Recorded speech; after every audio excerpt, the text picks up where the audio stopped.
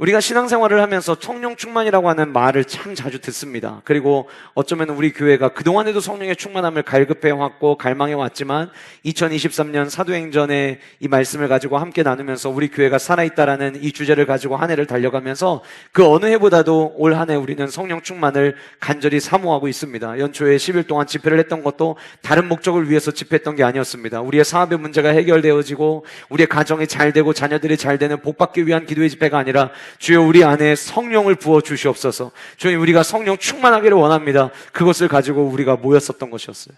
그렇게 우리가 성령의 충만함을 구하며 나아가는데 때로는 신앙생활하면서 그렇게 많이 사용하는 표현과 많이 우리가 사용하는 단어들이 어떻게 정의해야 될지 모를 때가 종종 있는 것 같습니다.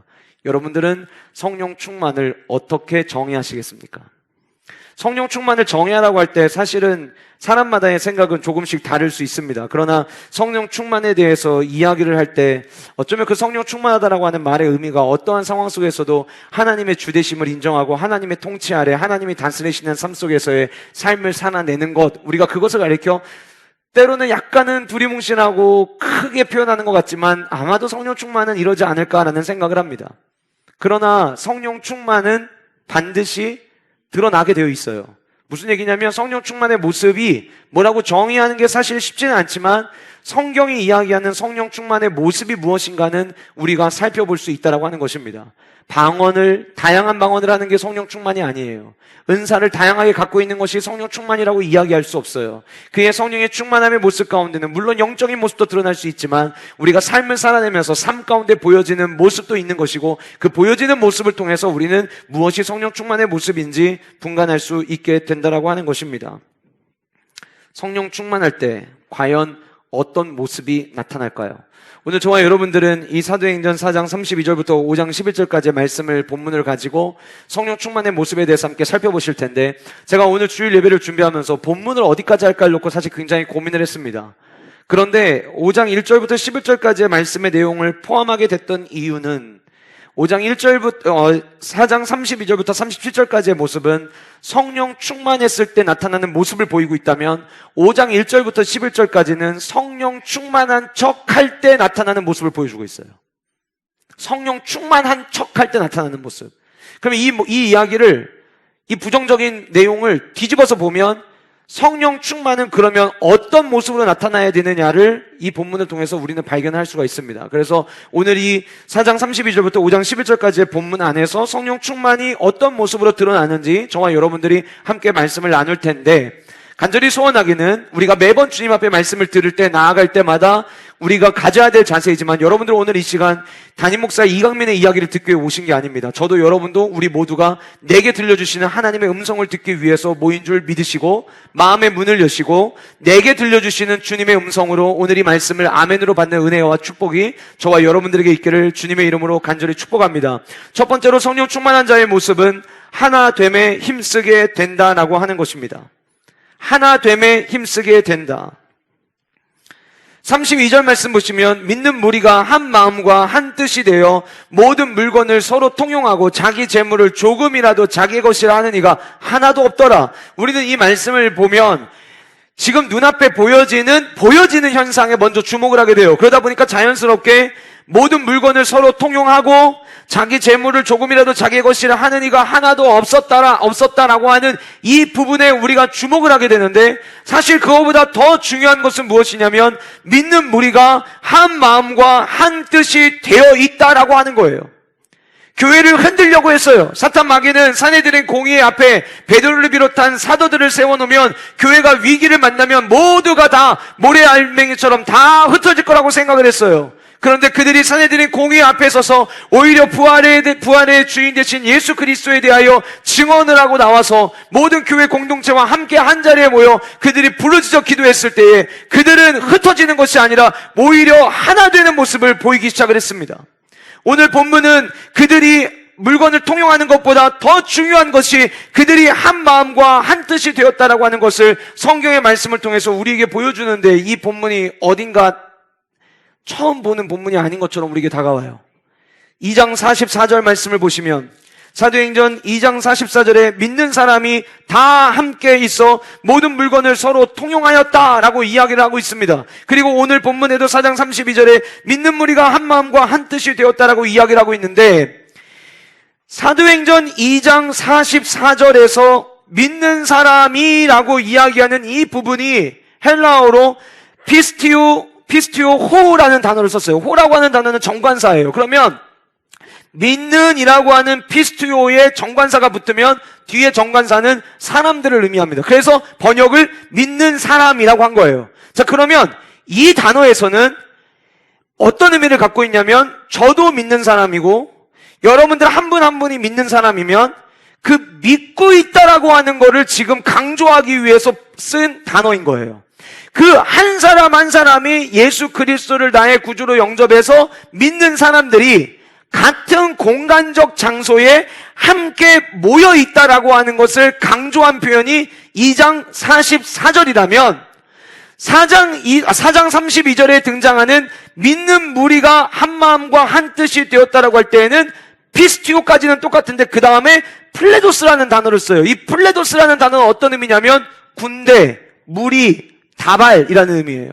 그러니까 앞에서는 믿는 한 사람 한 사람이 함께 믿음을 고백하는 장소에 모여 있었다면, 이들이 어려움을 겪고 기도를 하고 그리고 그 안에서 이 위기를 기도로 극복해 나가며 바른 신앙 고백으로 하나님을 향하여 기도가 쌓이고 쌓이면서 이제는 하나님을, 예수 그리스도의 십자가의 은혜를 개인적으로 믿는 자들의 모임이 아니라 완전히 하나 된 공동체로, 하나의 군대로, 한 묶음의 다발처럼 지금 그들이 하나님 앞에 반응하고 있음을 성경은 우리에게 보여주고 있다라고 하는 거예요. 여러분, 놀라운 역사는요, 이 32절의 뒷부분 참 놀라운 모습이잖아요. 근데 여러분, 그 놀라운 역사는 언제 일어나냐면 하나 될 때 일어납니다. 여러분, 하나 되는 것만큼 어려운 게 없습니다. 그리고 어쩌면 여러분들 중에는 하나 되는 것이 어려운 정도의 수준이 아니라 불가능한 일이라고 여겨지는 분들이 계실지도 모르겠어요. 서로 다른 삶을 살아오던 남녀가 만나서 결혼을 하죠.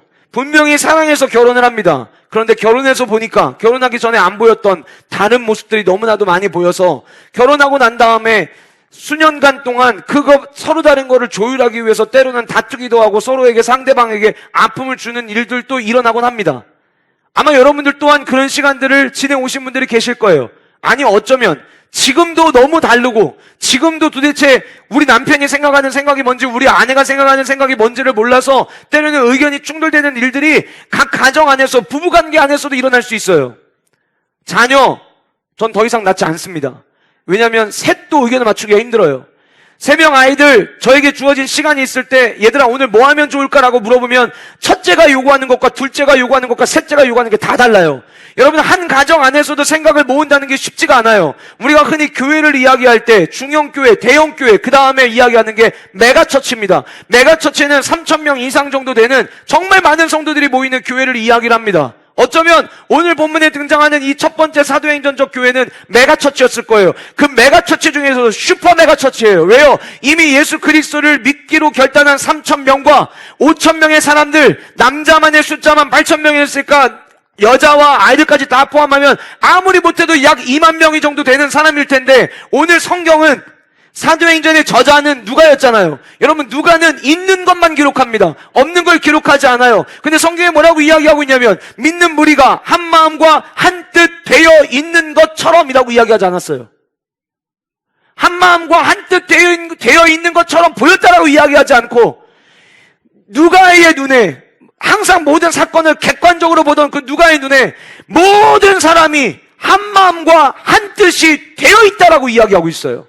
여러분, 만약에 오늘날에 10,000명이 넘는 교회가 있는데 그 교회 모든 성도가 똑같은 생각을 가지고 있다고 하면 그 교회는 전 세계 모든 성도들로부터 박수 받아도 된다고 생각합니다. 그만큼 쉬운 일이 아니에요. 교회가 하나 된다는 거 결코 쉬운 일이 아니에요. 여러분, 우리 교회는 매년 11월쯤 되면 달력이 나옵니다. 달력 나오면 1년 동안 교회 사역이 거기 다 들어있어요. 언제 뭐 하는지 여러분들 달력 넘기시면 거기 다 나와 있어요. 그리고 그 달력 안에는 우리 이번에 이렇게 아이들 갑자기 소풍 가는 일을 제외하고는 어떤 부흥회나 이런 일정들, 뭐 중보기도 사용훈련 세미나 이런 거 다 들어져 있어요. 한 가지 예를 한번 들어볼까요? 우리 1년에 요 기간만큼이라도 우리 다 같이 새벽에 참여합시다라고 이야기하는 기간이 있어요. 특세. 그게 일주일 전에 광고 드리는 게 아니라 한 달 전에 광고 드리는 게 아니라 작년 11월에 이미 여러분들에게 칼렌더를 통해서 다 알려드렸어요. 그런데 여러분, 우리가 다 같이 새벽에 모여서 새벽 예배 드리는 그 일주일도 마음을 하나로 모으는 게 쉽지가 않아요. 하나 되는 게 얼마나 어려운 일인지 아시겠죠? 그런데 지금 오늘 본문에 등장하는 이 2만 명이 넘는 이 무리들이 성경은 뭐라고 이야기하고 있냐면 그들이 전부 다 한 마음 한 뜻이 되어 있다라고 이야기를 합니다. 물론 여러분들 중에 하나됨에 대한 이야기를 할 때 이렇게 반문하시는 분들이 계실 수도 있어요. 목사님, 다양한 의견이 있어야 성장하는 거 아닙니까? 다양한 의견이 있어야 발전할 수 있는 거 아닙니까? 라는 이야기하시는 분들이 계실 수 있어요. 저 100% 공감합니다.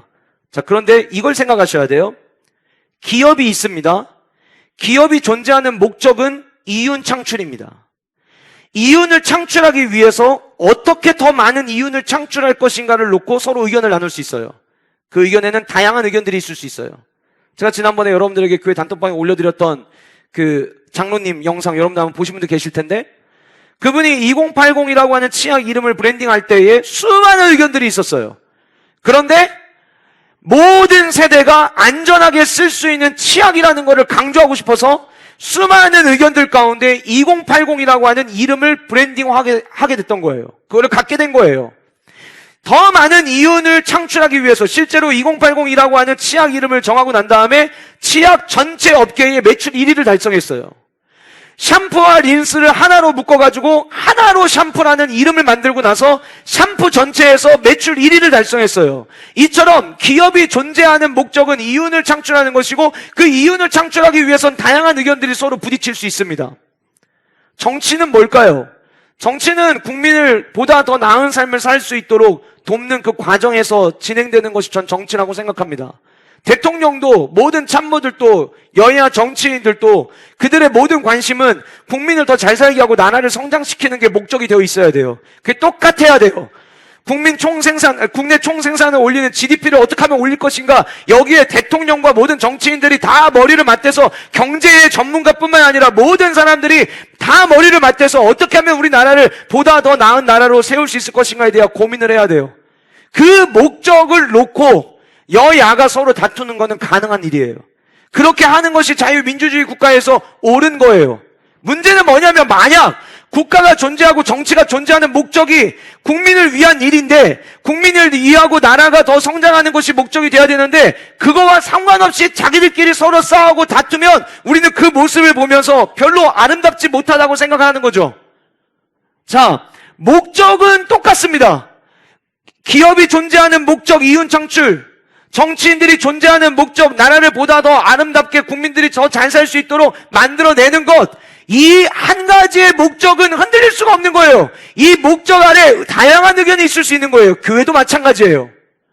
교회는 하나님께서 예수 그리스도의 십자가를 통해 우리에게 은혜를 주셨고 그 예수 그리스도께서 우리에게 모든 사랑을 다 쏟아 부으시고 난 이후에 부활 승천하시면서 내가 올라간 모습 이대로 내가 다시 내려오겠다. 그때 동안의 말세의 시대 동안 너희들은 각자의 삶 속에서 내가 다 이루지 못한 일들을 너희들이 이루며 살아라. 그러기 위해서 너희들 안에 성령의 충만이 있어야 된다. 너희들 안에 성령의 충만함으로 살아가야 된다. 그러면 저와 여러분들은 우리 교회뿐만이 아니라 전 세계 모든 교회는 예수 그리스도의 사명을 받은 자로 그 사명을 향해 달려가야 되는 그 목적이 분명한 거예요. 그 목적을 이루기 위해서 어떻게 하면 이거를 더 잘 이룰 수 있을까에 대한 의논은 할 수 있어요. 그러나 예를 들면 성령 충만한 모습이 오늘 하나됨으로 나타났죠. 성경에 오늘 이 본문만 하나됨을 이야기하는 게 아니에요. 성경은 끊임없이, 신약 성경은 끊임없이 교회 공동체의 하나됨과 통일에 대한 이야기를 합니다. 자, 이거는 성경이 우리에게 주는 본질적 목표예요. 그러면 이거는 타협의 여지가 있어서는 안 되는 거예요. 제가 어제 세비 청년들과 함께 예배하면서 금요일 저녁에 함께 나눴던 갈라디아서 2장 20절 본문을 또다시 나눴어요. 물론 금요일 저녁에 나누지 못했던 부분들을 조금 더 보완해서 말씀을 나눴지만 갈라디아서 2장 20절의 말씀을 금요일 저녁에 나왔던 말씀을 함께 나누면서 제가 어제 그런 이야기를 했어요. 내가 그리스도와 함께 십자가에 못 박혔나니 저도 예수 그리스도와 십자가에 못 박혀요. 여러분들 한 분 한 분이 모두가 예수 그리스도와 함께 십자가에 못 박혀요. 그러면 결국 우리는 같은 자리에서 만나게 돼 있어요. 이해가 되시나요? 나는 예수 그리스도와 함께 했어요. 근데 A라는 집사님도 예수 그리스도와 함께해요. B라는 집사님도 예수 그리스도와 함께해요. 장로님들도 예수 그리스도와 함께해요. 권사님들도 예수 그리스도와 함께해요. 집사님들도 예수 그리스도와 함께해요. 그러면 나는 각자 예수 그리스도와 함께하기 위해서 달려갔는데 그 자리에 가보면 예수 그리스도와 함께한 우리 모두가 그 자리에 모여있게 된다라고 하는 거예요. 그래서 여러분, 교회는 예수 그리스도를 중심으로 우리는 하나가 되어야 한다라고 하는 것입니다. 더욱이 교회가 하나됨을 위해서 힘써야 되는 이유는, 이것은 모든 교회마다 담임 목사의 꿈과 소원이 아니라 모든 교회의 하나됨은 예수님이 그토록 원하셨던 소원이었기 때문이에요. 여러분, 우리는 누굽니까? 여러분들은 왜 존재합니까? 담임 목사가 어떤 비전을 가지고 있으면 그 비전을 이루기 위해서 여러분들은 달려가시는 분들입니까? 아니요. 그렇다면 이미 그건 교회가 아니에요. 사람들의 집단 모임인 거예요. 저와 여러분 모두 똑같아요. 하나님이 기뻐하시는 것이 무엇인가에 대한 목적을 가지고 우리는 그 목적을 향해 달려나가는 거예요. 그런데 여러분, 요한복음 17장에 보면 예수님께서 기도를 하시죠. 자기 자신을 위한 기도와 그 다음에 두 번째로 예수님의 제자들을 위해서 기도하시고, 그 이후에 예수님의 제자들을 통해 구원받는 자들을 위해 기도하시는데, 우리 그 기도문을 같이 함께 화면 보시면서 읽도록 하겠습니다. 요한복음 17장 20절부터 22절까지 말씀입니다. 같이 읽겠습니다. 시작. 내가 비옵는 것은 이 사람들만 위함이 아니요 또 그들의 말로 말미암아 나를 믿는 사람들도 위함이니, 아버지여, 아버지께서 내 안에 내가 아버지 안에 있는 것 같이 그들도 나 하나가 되어 우리 안에 있게 하사 세상으로 아버지께서 나를 보내신 것을 믿게 하옵소서. 내게 주신 영광을 내가 그들에게 주었사오니 이는 우리가 하나가 된 것 같이 그들도 하나가 되게 하려 함이니이다. 자, 본문을 잘 보세요. 20절에서 내가 비옵는 것은 제자들뿐만이 아니라 이제 그 제자들을 통해서 흩어지는 복음을 통해서 예수 그리스도를 믿게 되는 모든 사람들을 위함이니, 21절. 아버지요, 아버지께서 내 안에 내가 아버지 안에 있는 것 같이. 자, 여기서는 성부 하나님과 성자 예수님에 대해서만 이야기를 하고 있지만 본질적으로 삼위일체를 지금 이야기하시는 거예요. 삼위일체는 한 번도 떨어진 적이 없으세요. 늘 하나셨어요.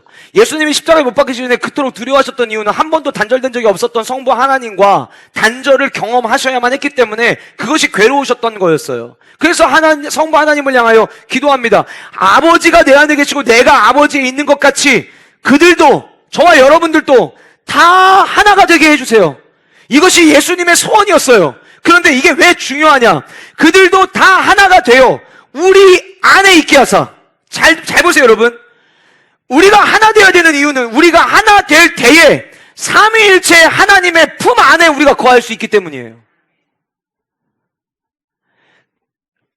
우리가 하나됨을 힘써야 되는 이유가 주님이 원하시는 건데, 주님은 뭘 원하셨냐면 저와 여러분들이 하나님 아버지, 삼위일체 하나님 아버지 안에 우리가 거하기를 원하셨어요. 그래서 예수님이 기도하신 거예요.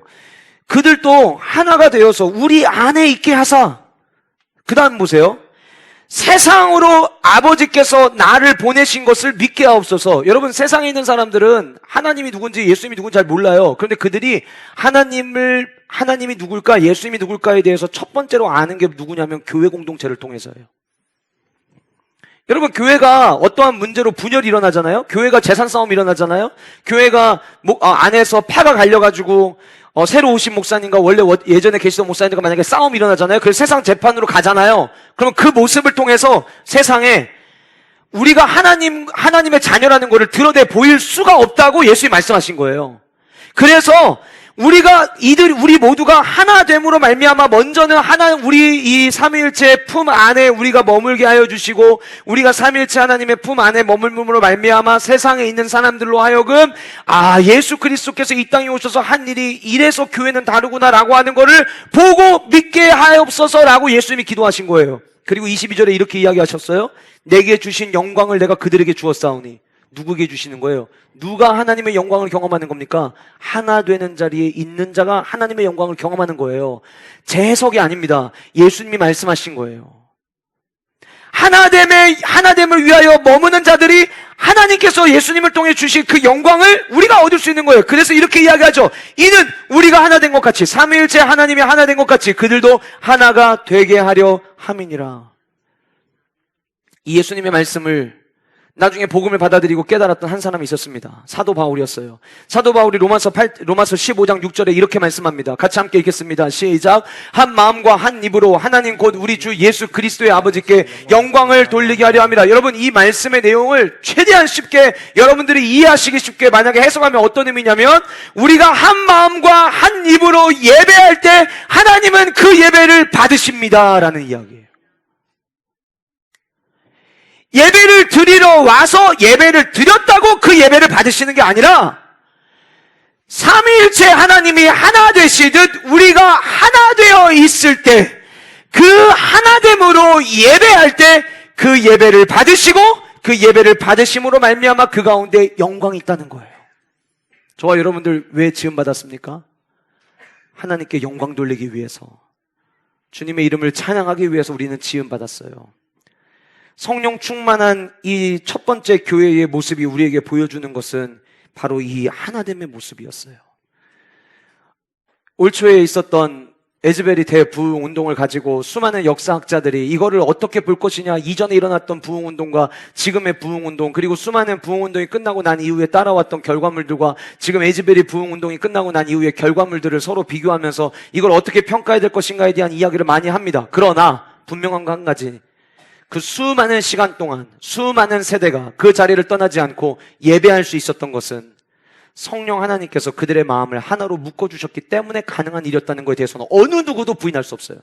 이거를 대부흥의 역사의 한 페이지에 넣을 거냐 말 거냐는 신학자들의 몫이지만, 그것이 하나님이 하신 일이라고 부인할 수 없는 이유는 성령 하나님께서 하시지 않는 한 그 수많은 다양한 세대들이 한 자리에 모여서 하나님을 쉬지 않고 예배할 수 있다는 것은 불가능하기 때문이라고 하는 거예요.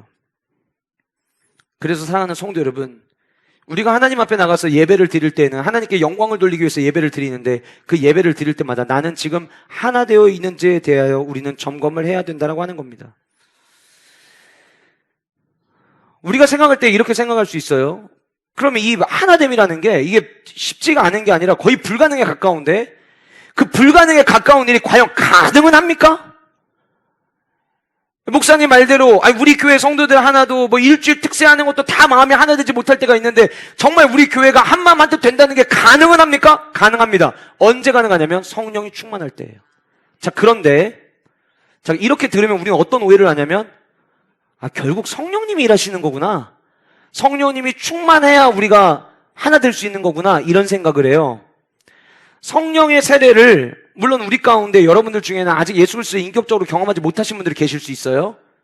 그런 분들을 하나님께서 성령의 은혜를 통하여 하나님의 자녀됨의 은혜와 그 특권을 깨닫게 하시는 은혜와 축복이 있기를 정말 간절히 소원하고 기도합니다. 그러나 그 외의 분들은 성령의 부어지심으로 말미암아 우리가 지금 예수 그리스도를 나의 구주로 영접하게 된 거예요. 그러면 성령의 기름 부으심으로 예수 그리스도를 나의 구주로 영접하고 나면 그 다음에는 우리가 해야 될 역할이 있어요. 에베소서 4장 1절부터 3절, 올 초에 제가 금요 성령 부흥회 때 에베소 4장에 있는 말씀을 함께 나누면서, 에베소서는 4장부터의 말씀은 교회 공동체가 어떻게 하나 될 수 있는지, 성령 안에서 하나 될 수 있는지를 우리에게 보여주는, 제시해주는 본문이라고 제가 말씀드리고 금요 성령 모임 때 우리가 함께 나눴던 말씀이었는데요. 그 에베소 4장 1절부터 3절까지 이런 말씀이 있습니다. 그러므로 주 안에서 갇힌 내가 너희를 권하노니, 옥에 갇혀서 썼으니까요, 너희가 부르심을 받은 일에 합당하게 행해라. 자, 성령 충만의 은혜를 경험했잖아요. 성령의 은혜를 통해서 우리가 하나님의 자녀가 되는 은혜를 경험했잖아요. 그러면 그 다음에 우리가 해야 될 역할이 있어요. 우리가 해야 될 몫이 있어요. 그게 뭐냐면, 나를 하나님이 부르셨다는 그 부르심을 기억하라는 거예요. 내가 누구냐를 잊지 말라는 거예요. 예수 그리스도의 십자가와 성령의 은혜로 구원받은 하나님의 백성이라고 하는 이 부르심을 우리가 잊으면 안 되고, 그 부르심에 합당하게 행동하고 합당하게 생활해야 된다라고 이야기하는 거예요. 그 다음에 2절에 이렇게 이야기합니다. 모든 겸손과 온유로 하고 오래 참음과 사랑 가운데서 서로 용납하고. 여러분, 성령의 9가지의 열매, 결국은 성령의 9가지 열매는 무엇을 위한 열매였냐면 교회 공동체가 하나 되기 위해 필요한 열매인 거예요. 여러분, 하나님이 만약에 은사를 주신다면 그 은사는 왜 주시는 걸까요? 하나님이 만약에 은사를 주신다면 그 은사는 나 한 사람은 신비한 경험을 하라고 은사를 주시는 게 아니에요. 교회 공동체의 유익이 필요할 때에만 은사를 주십니다. 죄송하지만 내가 뭔가 신비한 능력을 가져서 뭔가 영향력을 끼치고 싶다. 그러면 하나님이 절대 은사를 주지 않습니다. 그러나 내가 교회를 더 섬기고 싶은데 내 안에 부족한 게 너무 많아요. 주님 내게 선물을 주세요. 은사를 주세요. 하는 자들에게는 하나님이 은사를 주실 거예요. 그 성령의 9가지 열매처럼, 그 은사처럼 성령의 9가지 열매 또한 교회 공동체가 하나 되기 위해서 필요한 것들을 하나님은 열매로 주시는 거예요. 겸손, 온유, 오래 참음, 사랑 이야기하고 그 다음에 뭐라고 이야기하냐면 서로 용납해라. 여러분 오늘 본문을 보시면 오늘 본문에서 그들이 무리가 한 마음과 한 뜻이 되었죠. 그리고 난 다음에 우리가 참, 이 놀라운 일이 일어났구나라고 생각되는 이야기가 그 다음에 나와요. 모든 물건을 서로 통용한다. 자, 모든 물건을 서로 통용하려면 어떤 일이 일어나야 되냐면 많이 가진 자가 적은 자를 위해서 나눠줘야 돼요. 평균을 맞추는 거예요. 물질만이 아니에요. 교회 공동체 안에는 많이 배우신 분들도 계시고 공부가 체질이 안 맞아가지고서는 공부를 안 하신 분들도 계세요. 우린 다양한 분들이 모여 있어요. 그런데 서로 용납해 주는 거예요. 용납한다는 게 뭐예요? 받아주는 거예요.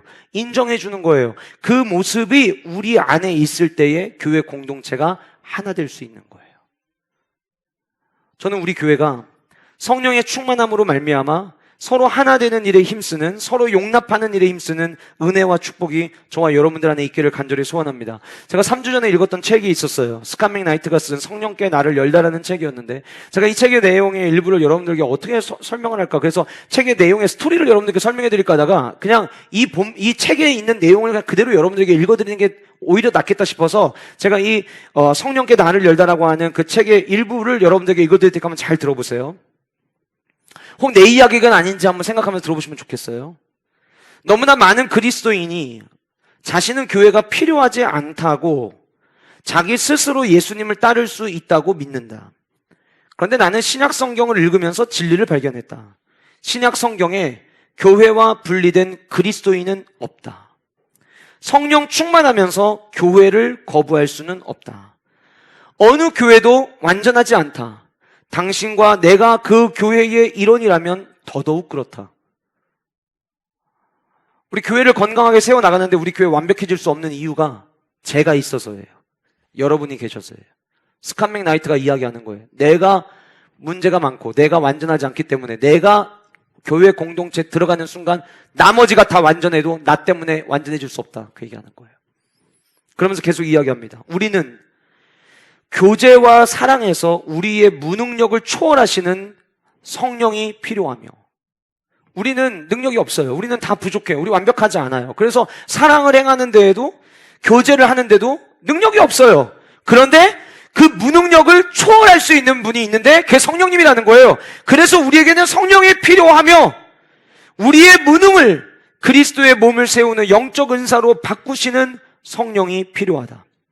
성령이 일으키시는 모든 참된 은사는 그리스도의 몸 전체를 이루는 지역체를 세우기 위한 것이다. 이 책에 지역체라고 나와가지고 이 원래 원문의 책이 뭐라고 이야기했길래 그거를 이 지역체라고 바꿨을까 했더니 결국 뭘 얘기하냐면 로컬 처치를 이야기하는 거예요.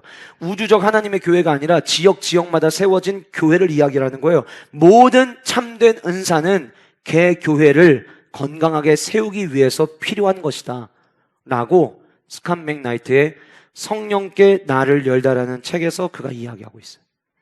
자, 저는 제목도 우리가 주목해야 된다고 생각을 하는데요. 성령님은 하나됨을 위해서 우리를 몰아가십니다. 내가 마음의 문을 닫잖아요. 내가 마음의 문을 열지 않고 닫으면 그 하나됨의 일에 동참할 수 없습니다. 그래서 저는 우리 모든 영가족들이 성령께서 하시는 일에 나를 열어드리고 그 성령 하나님께서 우리 가운데 오셔서 일하시도록 우리의 삶의 모습을 주님께 맡겨드리는 영가족 공동체가 될 수 있기를 주님의 이름으로 축복합니다. 여러분, 우리 모두가 오늘 본문에 보면 32절 후반부에 모든 물건을 서로 통용하고 자기 재물을 조금이라도 자기의 것이라 하는 이가 하나도 없더라. 자, 여러분, 자기 것을 이제부터 내 거 아니야가 아니에요. 지금 무슨 얘기냐면요, 자기 재물을 가지고 있어요. 되게 재밌는 게 뭐냐면 공산주의 안에서도 이 본문을 인용을 하거든요. 공산주의가 맞다는 거죠. 사유재산이 없다, 다 하나다. 근데 이 본문은 그게 아니에요. 무슨 얘기냐면 사유재산이 있는데 이 사유 재산을 내 걸로 생각을 하는 게 아니라 하나님이 나에게 맡겨주신 것으로 생각을 하는 거예요. 이게 왜 일어났냐면 성령 충만해서 한마음 한뜻으로 모이다 보니까 내 거를 주장해서는 한마음 한뜻이 될 수가 없는 거예요. 하나님이 주신 것으로 그들이 인정하기 시작을 한 거예요. 여러분, 저와 여러분들의 삶이 하나님 앞에서 늘 청지기로서의 삶을 살아낼 수 있기를 주님의 이름으로 축복합니다. 우리가 흔히 청지기십, 혹은 청지기적, 스튜어드십이라고 이야기하죠. 청지기적 삶, 내게 맡겨주신 것, 그게 내 것이 아니라 하나님이 주신 것이라고 인정하는 삶. 그럴 때에 우리는 하나됨을 향해서 나아갈 수 있게 되는 거예요. 여러분, 물질만이 아니에요. 시간도 마찬가지고요. 건강도 마찬가지입니다. 나를 위한 것이 아니라 하나님이 나에게 이 건강을 주셨다면 그러면 그 건강을 맡겨주신 주님 앞에 나는 어떻게 반응할 것인가를 질문하면 되는 거고요. 하나님이 나에게 물질을 청지기로 내게 맡겨주셨다면 이걸 가지고 나는 어떻게 하나님의 나라 확장을 위해서 쓸 것인가에 대한 고민을 해야 되는 거예요. 그것이 성령 충만한 자들의 모습, 하나된 자들의 모습이라고 하는 거예요. 저는 우리 교회가 지금 최근 우리 성령 집회 끝나고 난 이후에 계속 새 가족들이 오고 있거든요. 지난주에도 7분이 등록하셨어요. 그리고 오늘 또 한 가정이 등록을 했고 또 개인적으로 오신 분이 또 계속 신앙생활 하시기로 하셨고, 교회가 부흥되어 나아갈 때 부흥되는 거 너무 좋은데 하나 되지 못한 모습에서 부흥되기 시작하면 그것이 오히려 우리에게 위기가 될 수 있어요. 그래서 그 어느 때보다도 성령 충만이 필요한 시기는 지금이라고 생각합니다.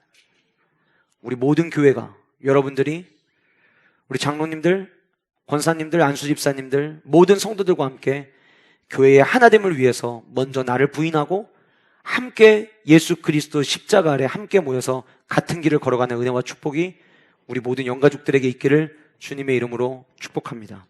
두 번째로, 성령 충만하면 나타나는 모습은 받은 은혜를 나누게 된다라고 하는 거예요. 성령 충만이라는 단어 못지않게 우리가 자주 쓰는 표현이 은혜 받았다는 거죠. 은혜 받았다. 목장에서 이야기 나눌 때에도 전 지난주에 너무 은혜 많이 받았어요. 이야기하실 수 있어요. 예배 끝나고 나가실 때에도 목사님 은혜 많이 받았습니다. 이야기하고 나가실 수 있어요. 은혜 받았다는 게 과연 뭘까요? 그날 말씀에서 뭔가 나를 위로하는 뭔가 그 울림이 있으면 그게 은혜 받은 걸까요? 성령 충만이 모습으로 나타나듯 은혜 받는 것도 결국 모습으로 나타납니다. 성령 충만을 받았던 그들이 33절에 사도들이 큰 권능으로 주 예수의 부활을 증언했어요. 두려워하지 않아요. 담대하게 예수님의 옛자도 꺼내지 말라고 사내들인 공회에서 그렇게 협박을 했음에도 불구하고 오히려 그들은 더 큰 권능으로 예수의 부활을 증언하기 시작했고, 부활을 증언하면 증언할수록 그들은 더 큰 은혜를 누리기 시작을 했어요. 성경이 이야기합니다. 무리가 큰 은혜를 받아. 은혜를 받았다라고 하는 이야기가 33절에 나오고 34절에 그 은혜 받은 모습이 어떻게 나타나고 있는지 성경은 우리에게 이야기를 하는데요.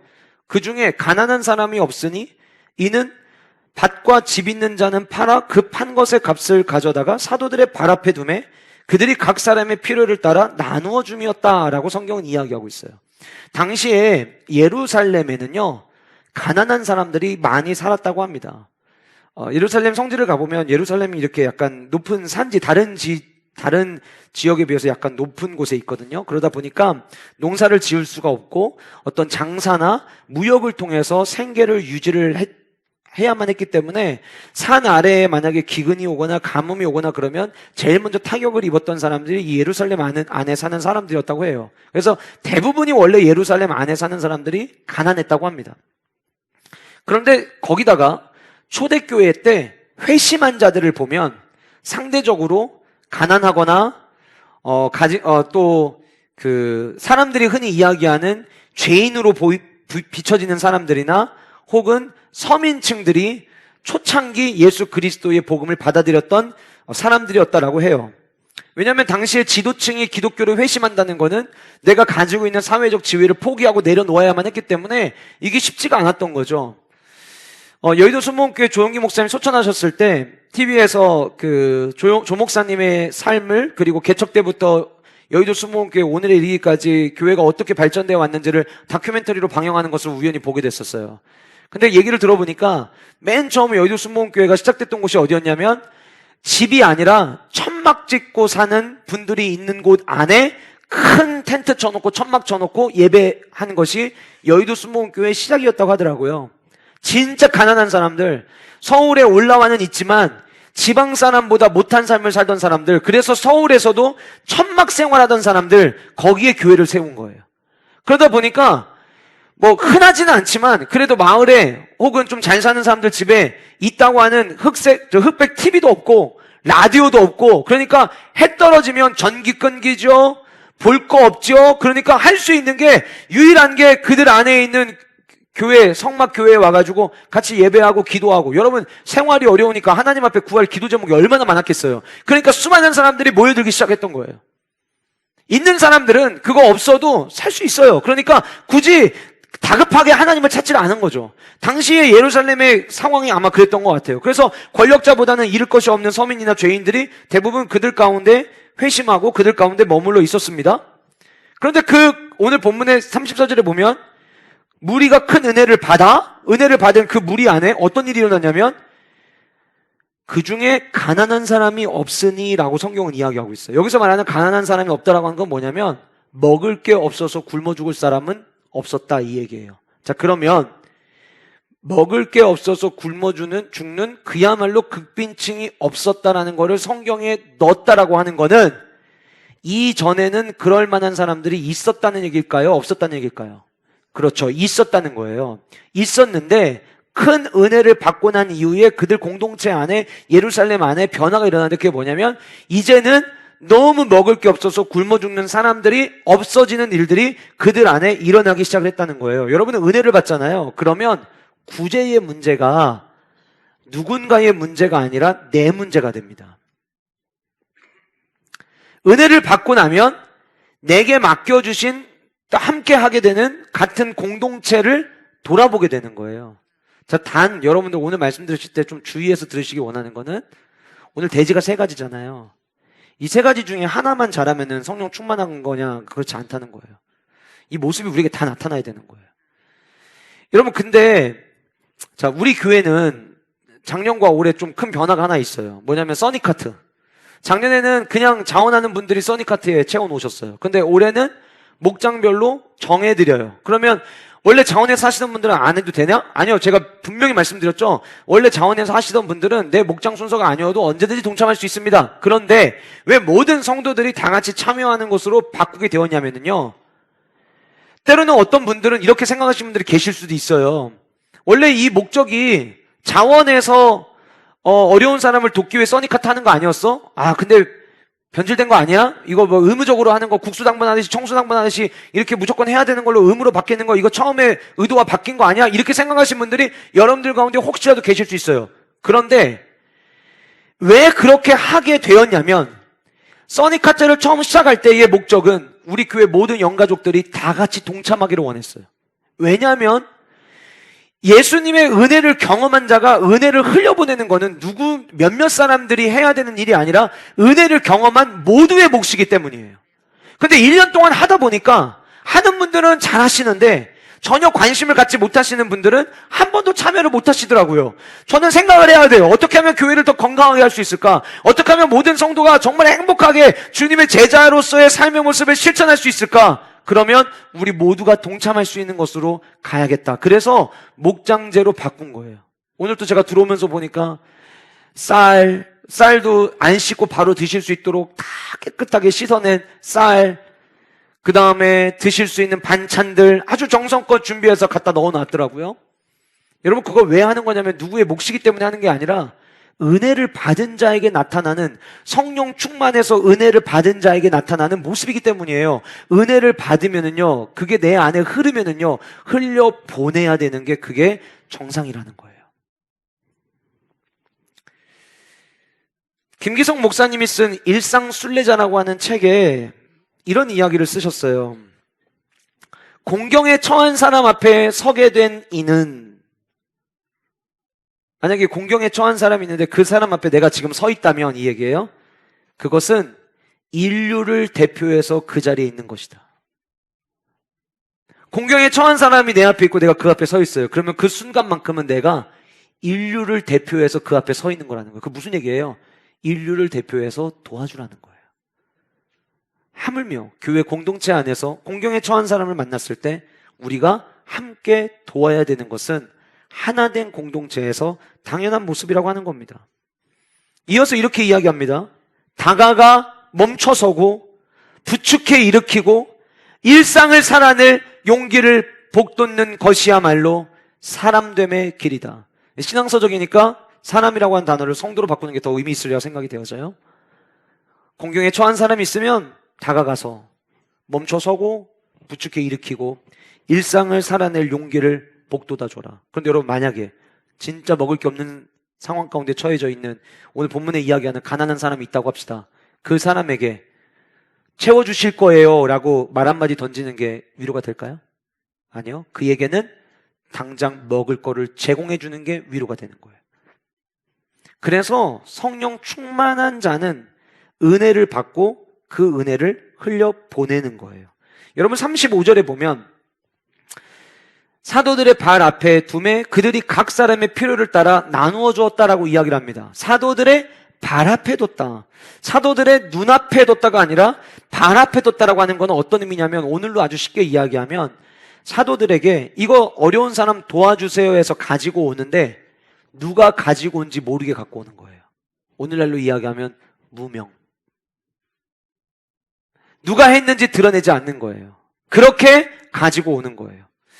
여러분, 공동체 안에 가난한 사람이 없게 하는 거, 이거는 교회가 어떤 자선 사업의 하나의 일환으로 하는 게 아니라 이것은 하나님이 주신 명령이었고 축복을 받은 공동체에게 나타나야 될 모습이었습니다. 하나님께서 이스라엘 백성들을 애굽에서부터 건져내시고 난 다음에 하나님의 백성으로 갖추어 갈 때, 세팅하실 때 신명기 15장 4절과 5절 말씀에서 이 말씀에 대한, 이 가난한 자들에 대한 이야기를 하시는, 제가 읽어드릴까 한번 들어보세요. 내가 만일 내 하나님 여호와의 말씀만 듣고 내가 오늘날 내게 명령하는 그 명령을 다 지켜 행하면 내 하나님 여호와께서 내게 유업으로 주신 땅에서 내가 정령 복을 받으리니, 복을 받아요.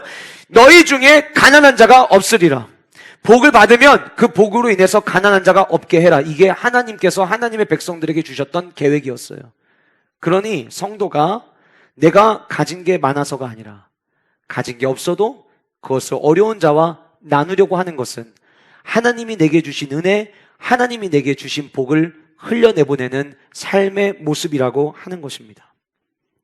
그런데 오늘 본문에는 유독 한 사람에 대한 이야기를 끄집어냅니다. 구브로에서 난 레위족 사람이 있었다. 36절에 이야기를 합니다. 구브로 출신이라고 하는 건데요. 다시 얘기하면 이 구브로는 지중해에 있는 작은 섬이에요. 그 섬에서 이민 온 사람을 이야기를 하는 거예요. 저는 뭐 이민까지는 아니었습니다. 잠시 짧은 유학이었지만 낯선 땅에 가서 산다는 거는요, 참 많은 생각을 하게 하고 뭐라고 하는 것도 아닌데 그냥 괜히 위축돼요. 내가 이야기를 했는데 진짜 못 알아들어서 못 알아듣는 건지, 아니면 못 알아듣는 척하는 건지, 아니면 알아듣고 싶은 마음조차 없는 건지, 막 그 짧은 시간에 수많은 생각을 하게 돼요.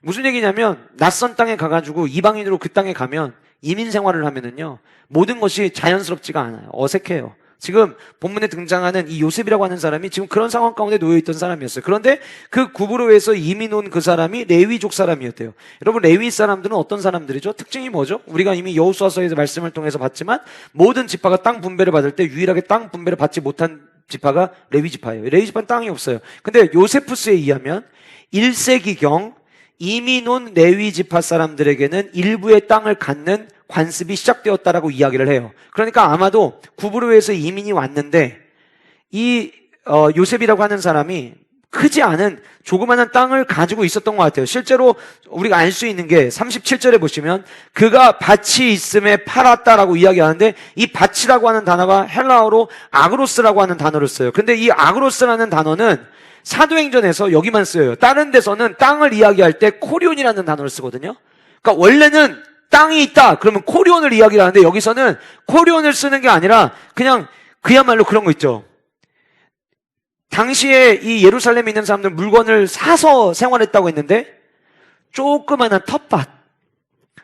텃밭에서 몇 가지 야채 농사 져가지고 그거 기르면 그거 먹는, 그래서 내가 그냥 조그만하게 가꾸는 아주 작은 텃밭을 의미하는 거예요. 이게 막 엄청난 큰 땅이 있는 게 아니에요. 그러니까 여러분 지금 본문에 무슨 얘기를 하는 거냐면 이민 왔는데 이민 왔으면 이들과 내가 하나 된다라고 하는 거를 느낄 만한 동질감이 별로 없을 수 있잖아요. 그런데 그 사람마저도 다 같이 하나가 된 거예요. 그래서 내가 가지고 있는 거 많은 것도 아닌데 그 조그마한 것까지 팔아가지고 무명으로 사도들의 발 앞에다가 놓은 거예요. 이 이야기가 분명히 무명으로 했음에도 불구하고 이런 거죠. 가진 게 많은 사람이 했으면 이렇게 성경에 기록되지 않았을 텐데 진짜 없는 사람이 나보다 더 없는 사람을 위해서 같이 그 은혜를 흘려내보내는 일에 동참을 한 거예요. 그래서 사도들이 그를 바나바, 위로하는 사람이라고 별명을 붙여주게 된 거예요. 나중에 스데반 집사 순교하고 난 이후에 사도행전 11장에 보면 주님의 사도들이 다 흩어지게 되고, 흩어질 때 곳곳에서 교회들이 세워지는데 그 중에 하나가 안디옥 교회죠. 그 안디옥 교회를 안디옥 교회에 파송을 하는 한 사람인데 그가 누구냐면 이 바나바, 요셉 바나바로 불리던 바로 이 사람이에요. 무슨 얘기입니까? 그 낯선 곳에 가서 낯선 땅에 살아봤는데 낯선 곳에 가서 그들을 위로해 줄 수 있는 삶, 이 사람이라면 할 수 있을 거야. 왜? 자기가 가지고 있는 거 많지도 않은데 그 많지도 않은 것까지도 내어줄 수 있는 사람이니까요. 여러분 이런 얘기 많이 들어보셨죠? 가진 거 많아서 많이 나누는 거 아닙니다. 이런 얘기 아마 여러분들도 해보신 적이 있을 거예요. 우리 교회 성도님들 생활 다 비슷비슷합니다. 뭐 특출나게 우리 교회에서 뭐 수십억을 가지고 계시거나 그런 분들 아무도 안 계세요. 그러니까 수십억을 가지고 계신 분들이 아무도 없으니까 우리 다 비슷비슷한 거예요. 그런데도요,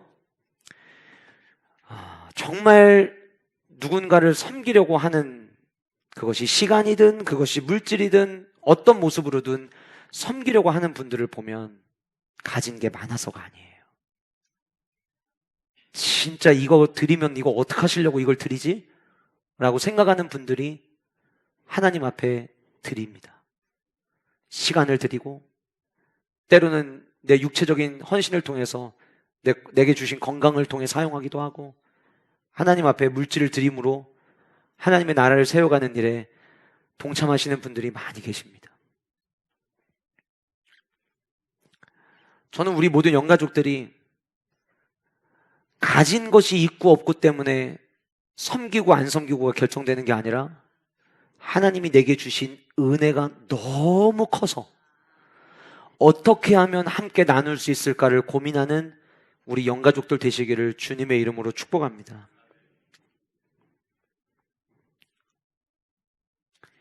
그렇게 자기가 가지고 있는 것 정말 적은 건데 그거를 이 요셉이 나눴어요. 그렇게 나눴다는 이야기로 4장 37절까지 이야기가 끝이 나고요.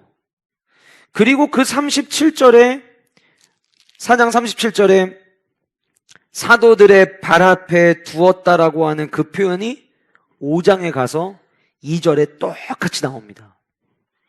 그런데 이제 이거는 좋지 않은 이야기가 시작이 된 거예요. 부부가 3시간 간격으로 죽는다. 이건 보통 일이 아닙니다. 5장 11절 마지막 절에 뭐라고 이야기하고 있냐면 온 교회와 이 일을 듣는 사람들이 다 크게 두려워했다라고 이야기하거든요. 여러분 가끔 이 본문을 오해하시는 분들이 계세요. 어떻게 오해를 하냐면 하나님께 더 많이 안 드려서 데리고 가신 걸로. 우리 하나님은요, 저와 여러분들이 가지고 있는 물질에 의해서 움직이시는 분이 아니세요. 물질과 상관없이 저와 여러분이 드리는 헌금이 없어도 하나님은 하나님의 나라를 스스로 세워가시는 하나님이세요. 물질 때문에 목숨을 걷어가신 게 아니에요. 그럼 왜 하나님은 이 과정에서 이 두 사람의 생명을 왜 가져가셨을까요? 이 교회는요, 초대교회뿐만이 아니라 심지어 지금 2000여 년이 지난 지금까지도 교회의 모습이 어떠해야 되는가에 대해서 이야기를 할 때 우리 모든 전 세계에 있는 그리스도인들이 보게 되는 본문입니다. 굉장히 중요한 문제인 거예요. 성령의 충만함으로 지금 교회가 빚어지고 가고 있을 때에 그 성령의 충만함을 깨뜨리는 찬물을 끼얹는 한 사건을 보여주시고, 이거를 통해서 교회가 지켜야 되는 것이 무엇인지, 성령 충만하면 나타나는 모습이 무엇인지를 오늘 본문은 보여주는데, 세 번째 성령 충만의 모습은 어떻게 나타나느냐? 정직하게 행동한다는 거예요. 정직하게 행동한다. 여러분, 오늘 본문에 등장하는 이 아나니아와 삽비라, 제가 예전에 한번 설교하면서 이 본문으로 설교했던 원고를 보니까 그때 이 두 사람의 이름의 의미를 제가 설명을 한 적이 있더라고요. 아나니아라고 하는 이름은 하나님은 은혜로우시다라는 이름이에요. 삽비라라는 이름은 보배 혹은 아름답다라는 의미를 가지고 있어요. 여러분, 때로 그럴 때 있죠. 그 이름이 주는 의미 때문에 이름대로 살아가야 되는데 이름대로 못 살게 되면 약간 압박감이 오는 거. 가끔은 우리 첫째도 그럴 수 있겠다 생각이 들 때가 있거든요. 이름이 영재인데 그러면 영재답게 살아야 되잖아요. 그 부담감이 가끔은 있을 수 있겠다는 생각이 들어요. 왜냐면 제가 오늘 설교 준비하다가 그 생각이 들더라고요. 자, 보세요, 여러분. 구브로에서 온 이민 온 사람, 그 레위 사람, 얼마 되지도 않는 작은 밭을 팔아서 사도들에게 줬고, 그것 때문에 별명까지 붙여줬어요. 와, 진짜 그 사람 위로의 사람이야. 진짜 그 사람 성령 충만해서 자기가 받은 은혜를 그렇게 나눌 줄 아는 거 대단한 거야. 그런데 그 이야기를 듣던 아나니아와 삽비라가 약간의 질투심을 느끼지 않았을까? 야, 저 구브로에서 온 많이 갖고 있지도 않은 저 사람도 바쳐가지고 이렇게 사람들한테 칭찬을 듣고 위로의 사람이라는 별명을 듣는데, 야, 우리 이름이 하나님은 은혜로우시다, 이름 자체가 아름답다는데 뭔가 우리도 은혜를 흘려보내는 걸 좀 보여야 되지 않을까? 이런 마음이 그 안에 있었던 것 같아요. 제가 지난주에 읽었던 책이 있는데 책 제목이 되게 재밌어요. 뼈 있는 아무 말 대잔치거든요. 이거는 신앙서적이 아닙니다. 그냥 일반 서적이에요. 뼈 있는 아무 말 대잔치. 체인지 그라운드 의장을 맡고 있는 신영준 박사가 이제 그 자기가 살면서 이렇게 했던 얘기들을 해준 얘기들이 있는데 사람들이 이거 잘 기억해야겠는데요? 이렇게 사람들이 반응한 내용들을 모아놓은 거예요. 그래서 아무 말을 해도 되지만 아무 말도 이왕이면 뼈 있는 아무 말을 하자. 그래서 뼈 있는 아무 말 대잔치라는 책을 썼는데, 그 책 한 권을 제가 다 읽고, 이제 전 책을 읽고 나면 제일 기억에 많이 남는 게 뭔가를 생각을 하거든요. 근데 그 책에서 기억에 남는 딱 한 챕터가 있었어요. 그 신영준 박사가 젊은 부부가 결혼을 할 때 주례사를 해줬는데, 그 주례사를 들은 사람들이 너무나도 와, 오늘 주례는 진짜 내가 어디서 못 들어봤던 최고의 주례였습니다. 막 사람들이 이렇게 이야기를 해가지고, 그 신영준 박사가 그 젊은 부부 주례해준 이야기를, 주례사를 그냥 그대로 그 책에 통째로 실었어요. 이거는 내가 주례했던 주례사인데 사람들이 이렇게 요구를 해서 요 원문 주례사 그대로 내가 이 책에다 실습니다 해서 실었어요. 근데 그 주례사 중에서 책이 다 끝나고 났는데도 제가 잊어지지 않는 게 있어요. 그분이 신혼부부에게 결혼 주례를 하면서 이렇게 이야기를 해요.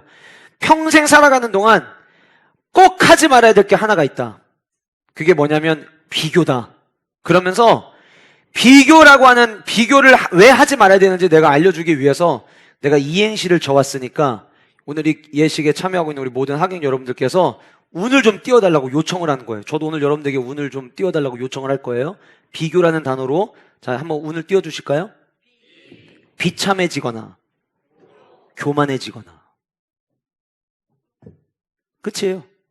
왜 비교하지 마냐면, 비교를 하면 비참해지거나 아니면 상대방과 비교해서 내가 좀 낫다는 것 때문에 교만해지거나, 그 둘 중에 하나밖에 남는 게 없다는 거예요. 그래서 비교하지 말라는 거예요. 제가 보기에는 이 아나니아와 삽비라가 결혼했을 때 그 주례사를 들었어야 돼요. 근데 못 들었어요. 근데 비교한 거예요. 그 요셉이라는 사람이랑 갑자기 비교를 한 거예요. 보잘것없는 그 사람도 밭을 갖다 팔아가지고 사람들한테 칭찬을 듣는데 우리 이름대로 우리도 좀 해야 되지 않겠냐? 좋아. 거기까지 좋았어요. 그런데 소유를 팔아 그 값에서 얼마를 감춤해. 그 아내도 알더라. 무슨 얘기냐면 감춘 거를 감추기로 둘이 다 협의한 거예요. 상의 다 한 거예요. 그래서 그 중에서 얼마를 가져다가 4장 마지막 37절에 나와 있는 요셉이 한 것처럼 똑같이 따라 한 거예요. 그런데 여러분, 우리 성경에는 5장 2절에 그 값에서 얼마를 감춤해, 얼마가 앞에 한번 나오고 뒤에도 얼마만 가져다가 라고 나오는데, 헬라어 원어에는 앞에 얼마를 감춤해에서 얼마는 없어요. 그냥 감춤해예요. 그리고 뒤에는 얼마가 나와요. 자, 근데 여러분 이거 잘 보세요. 오늘 이 본문에서 앞에서 얼마라는 단어가 없이 그냥 감춤인데, 이 감추다라고 하는 의미가 히브리어에서 똑같은 의미가 있고 그 의미가 사용된 곳이 있는데, 그게 어디냐면 작년에 우리가 여호수아 말씀 나눌 때에 여리고성 전투 끝나고 여호수아 7장에서 아간이 하나님께서 전부 다 바치라고 한 거를 훔쳤을 때 등장하는 단어가 이 단어예요. 그 아간 한 사람 때문에 패배를 경험했죠. 그 아간 한 사람의 생각 때문에 공동체 하나됨이 깨졌죠. 지금 그 똑같은 위기가 사도행전 첫 번째 교회 가운데 나타난 거예요. 여러분, 디도서 2장 10절의 말씀을 보면 디도서 2장 10절에서는 이 단어가 또 한 번 등장하는데 어떻게 번역하고 있냐면 좀도둑질하는 것으로 번역하고 있어요. 자, 성령 충만한 척하고 있는 거예요. 은혜로운 척하고 있는 거예요. 제가 지난주에 이 말씀을 묵상하고 준비하면서 하나님 앞에 한 주간 동안 기도했던 기도 제목이 있었어요. 주님, 어쩌면 우리 교회 모든 영가족들 중에서 이 위기를 맞이할 첫 번째 위험인물이 접니다. 성령 충만한 척, 은혜로운 척, 자비로운 척. 그런데 성경 우리에게 무시무시한 경고를 하는 거예요. 이름 때문에, 직분 때문에 성령 충만한 척, 은혜로운 척, 그래서 이렇게 가지고 가면은 모르겠지, 이렇게 가지고 가면 아무도 모르겠지, 마치 내가 어마어마한 것 드린 것으로 알겠지, 어마어마하게 봉사한 걸로 알고 어마어마하게 헌신한 걸로 알겠지. 근데 그게요, 죽음으로 가는 길이라는 거예요.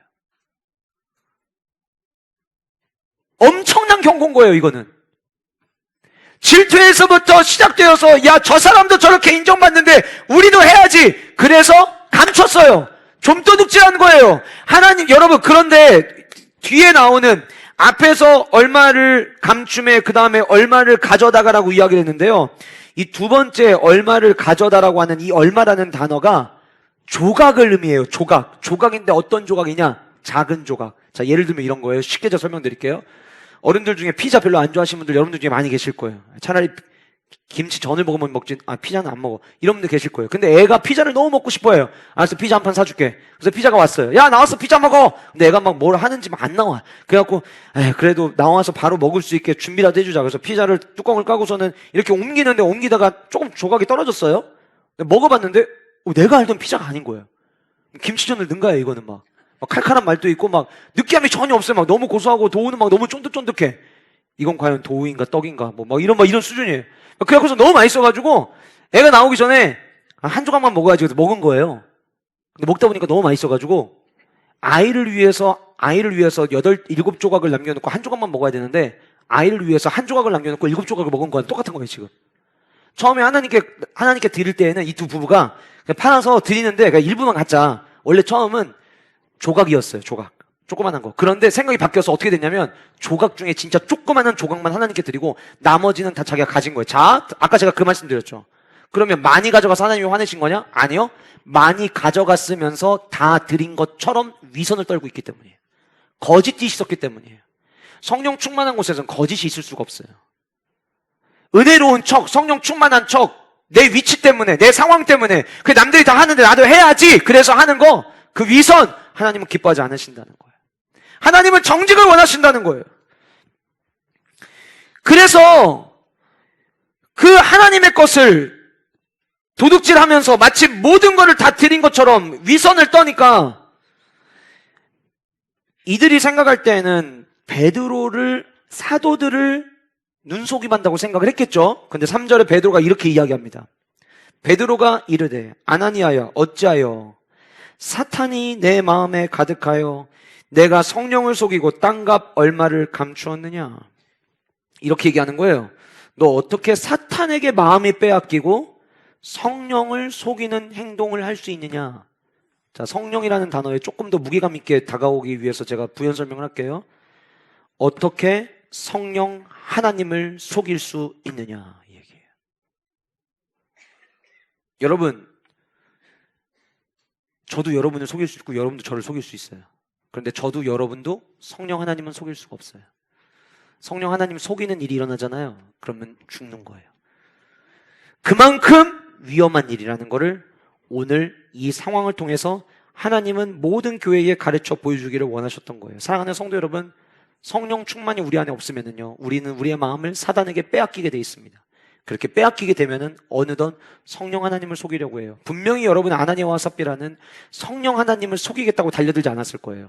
사도들과 성도들을 속인다고 생각을 했겠죠. 그런데 그것이 사도와 성도를 속이는 게 아니라 하나님을 속이는 거라고 성경은 이야기하고 있다라고 하는 거예요. 4절에 이야기합니다. 땅이 그대로 있을 때에는 내 땅이 아니면 파노해도 내 마음대로 할 수가 없더니 어찌하여 이 일을 내 마음에 두었느냐. 사람에게 거짓말한 것이 아니요 하나님께로다. 무슨 얘기냐면 땅을 팔기 전에도 어차피 그거 네 거 아니었고 하나님의 거였고, 팔고 나서도 하나님의 거였는데 왜 마치 네 거인 것처럼 그렇게 속여? 왜 하나님을 속이는 거야? 라고 이야기한 거죠. 그렇게 해서 아나니아가 그 베드로의 이야기를 듣고 죽었어요. 젊은 사람들 데리고 갑니다. 3시간이 지나서 남편이 죽은지도 모르고 그 아내가 다시금 베드로 앞에 나아갑니다. 베드로가 묻습니다. 묻는 이유는 무엇이었을까요? 기회를 주기를 원했던 거예요. 지금이라도 돌이키면, 회개하면 살려주시는 하나님을 경험하게 하기를 원했던 것 같아요. 지금도 마찬가지예요. 혹 내 모습이 하나님 앞에 거짓된 모습이요, 위선된 모습이요, 보이기 위한 모습으로 살아오고 있다면 오늘 이 말씀이 베드로가 삽비라에게 2번째 질문하듯 저와 여러분들에게 그 2번째 기회가 될 수 있기를 주님의 이름으로 축복합니다. 그때 내가 어떻게 고백하느냐에 따라서 우리가 사는 인생이 되느냐 죽는 인생이 되느냐가 나뉘어지는 거예요. 그런데 삽비라는 여전히 성령 하나님을 속일 수 있다고 생각을 했던 거죠. 그래서 이게 전부냐라고 물었을 때 이것이 전부라고 그는 8절에 대답을 합니다. 9절에 베드로가 말합니다. 어찌하여 너희가 함께 꾀하여 주의 영을 시험하려 하느냐. 보라, 내 남편을 장사하고 오는 사람들의 발이 문 앞에 이르렀으니 또 너를 메어 내가 하리라. 여러분, 오늘 본문은 그냥 단순히 살벌한 이야기를 들려주는 게 아니에요. 성령에 충만했을 때 우리가 정직을 추구하고 정직한 삶을 살아내는 것이 얼마나 중요한가를 성경은 우리에게 보여주고 있는 거예요. 아내를 속여서 혹은 남편을 속여서 부적절한 관계를 가질 수 있어요. 그러나 성령 하나님은 속일 수가 없어요. 죽는 거예요. 내 안에는 하나님을 향한, 하나님을 섬기고자 하는 마음이 없어요. 그런데 그저 보이기 위해서, 은혜가 있는 것처럼 보이려고, 성령 충만한 것처럼 보이려고 구제할 수 있어요. 근데 교회는요, 아유, 보이기 위한 거면 어때? 그래도 하는 게 좋지. 세상은 그럴 수 있어요. 그러나 교회는 그러지 않아요. 교회가 세상과 같기를 원한다면 우리는 예수 그리스도의 십자가의 은혜를 경험한 자라고 말할 수 없을 거예요. 교회는 세상과 달라야 합니다. 그래서 우리는 정직해야 합니다. 우리는 깨끗해야 합니다. 사랑하는 성도 여러분, 저도 하나님 앞에서 주여 정직하게 해달라고 저도 몸부림칠 테니 우리 모두 함께 주여 정직하게 해달라고 몸부림치며 나아가는 우리 영가족 되시기를 주님의 이름으로 축복합니다. 성령 충만한 모습, 오늘 3가지를 살펴봤습니다. 성령 충만한 자는 하나됨에 힘쓰게 되어 있다. 나는 지금 하나됨에 힘쓰는 자인가? 아니면 스캇 맥나이트가 이야기한 것처럼 나에게는 교회가 필요 없다고 생각하는, 나 스스로도 신앙생활할 수 있다고 착각 속에 빠져있는 사람은 아닌가? 우리들의 모습을 돌아보시고 함께하는 일에 힘을 모으는 우리 모든 영가족들 되시기를 주님의 이름으로 축복합니다. 성령 충만하면 은혜를 받게 되어 있고요, 그 받은 은혜는 흘려보내게 되어 있습니다.